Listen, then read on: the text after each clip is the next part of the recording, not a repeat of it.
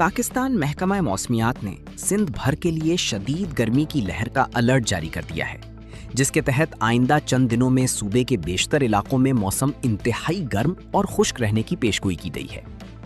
महकमा मौसमियात के मुताबिक 7 मई से 11 मई के दौरान बालाई और वस्ती सिंध में गर्मी की शिद्दत में मजीद इजाफा होगा।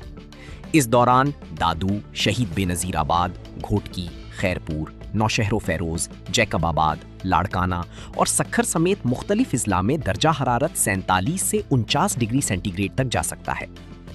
हुक्काम ने खबरदार किया है कि शदीद गर्मी इंसानी सेहत के लिए खतरनाक साबित हो सकती है। खुसूसन बच्चों, खवातीन और बुजुर्ग अफराद के लिए ज्यादा एहतियात की जरूरत है। महकमा मौसमियात ने शहरियों को हिदायत की है कि वो दिन के औकात में बिला जरूरत घर से बाहर निकलने से गुरेज करें, धूप में बराह रास्त आने से बचें और ज्यादा से ज्यादा पानी का इस्तेमाल करें।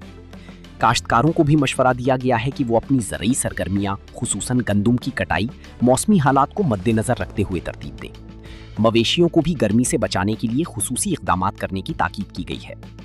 हुक्काम का कहना है कि सूरत हाल पर मुसलसल नजर रखी जा रही है और आवाम से अपील की गई है कि वो एहतियाती तदाबीर इख्तियार करें ताकि गर्मी की इस शदीद लहर के असरात से महफूज रहा जा सके।